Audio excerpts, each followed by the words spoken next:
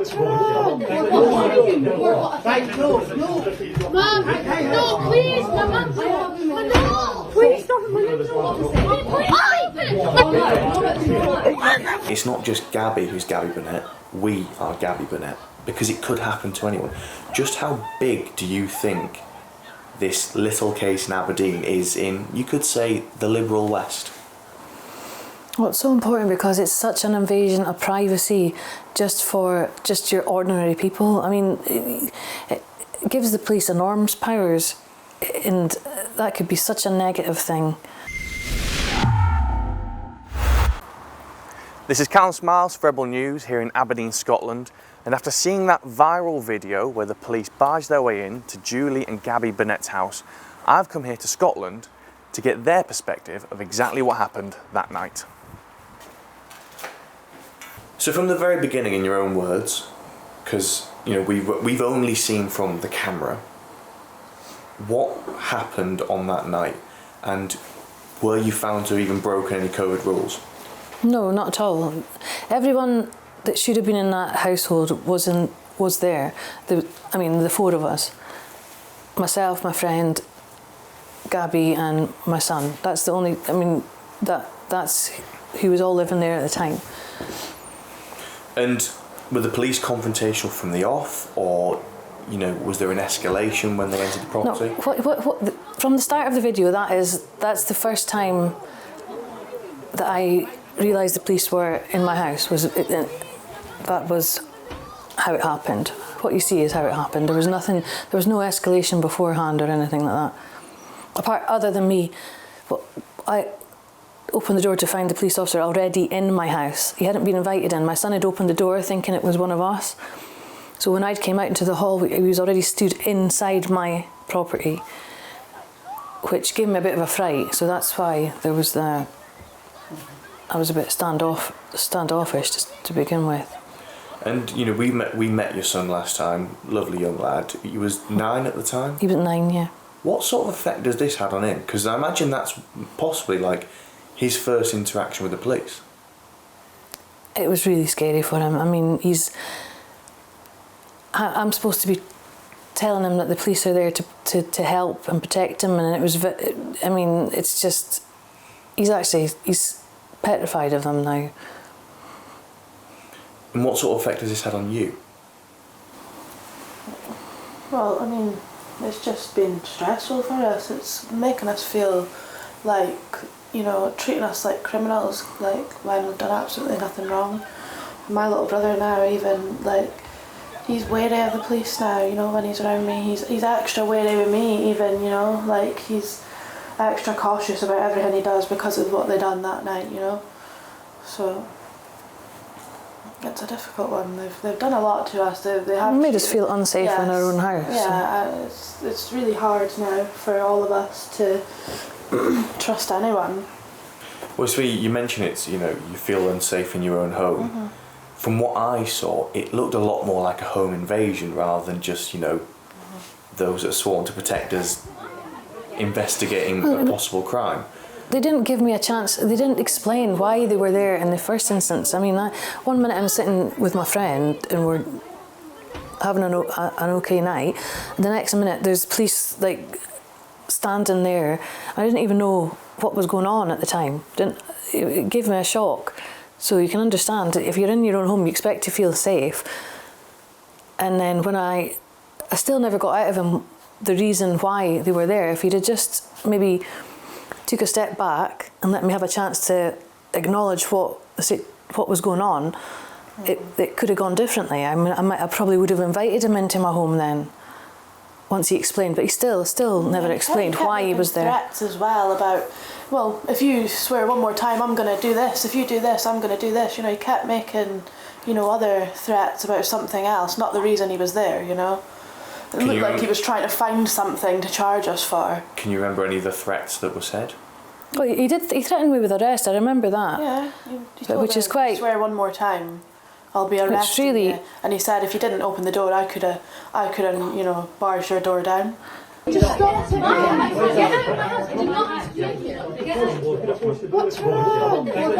Right, no, no. Mom, no, please, Mama. No, please stop it. Like she's trying to tell me in my house how to behave, which is quite unbelievable. Do you think you could ever trust the police again? Nope. It definitely shines them in a different light. Yeah. If I was going to trust the police again, they'd have to really, really Take a lot of convincing. Yeah. And how often, because you're found to have committed no wrongdoing in regards to the lockdown, how long after that were you then informed, oh, by the way, we're going to prosecute you for assaulting a police officer? Well, I think the charges were made on the night, although we weren't actually physically arrested or taken away. There was charges made on the night, but it wasn't clear what those charges were at the time. It's only come to light now, really, what? Which is another one, because you'd think, had you been charged of assaulting a police officer there and then, I think they would arrest you. you'd have been arrested and taken Yeah, away. you'd think so. So, now that it's been, it's going to be, 2 years since that night when you finally back in court, because it was, it was adjourned today. How confident are you? Are we going into its third year now? If it for the I'm not confident about it going in. It seems to me they're trying to look to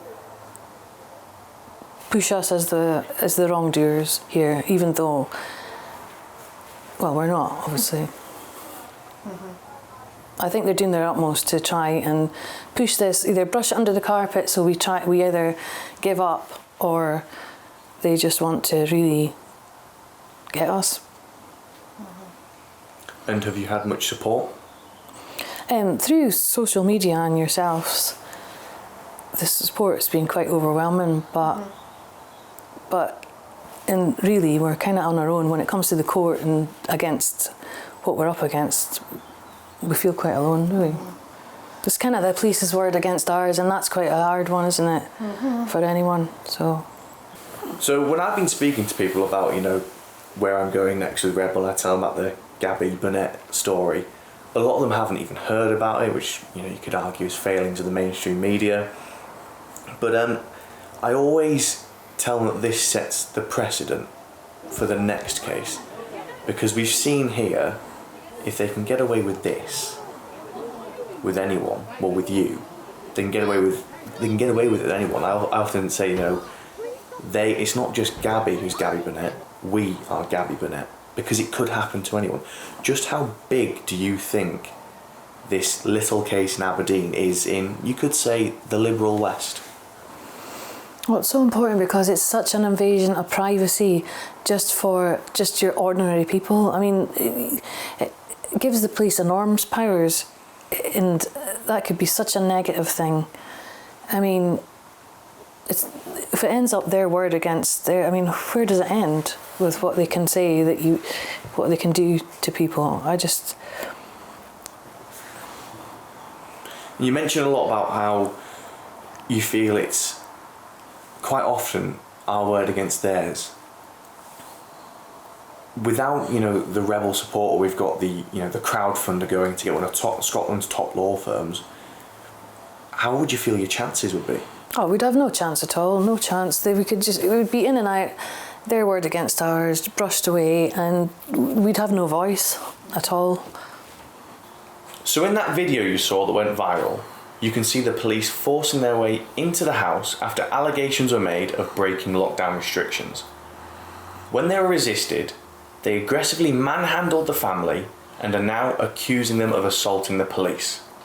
And that is why, with your support at standwithgabby.co.uk, we've crowdfunded one of the top law firms in Scotland.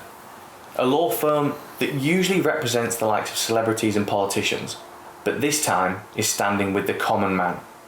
But we can't do it without your help.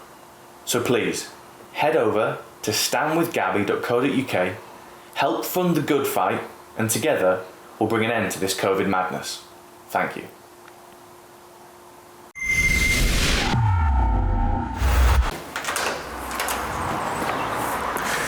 So that was Julie and Gabby Burnett telling the other side of the story, but they can't do it without your support.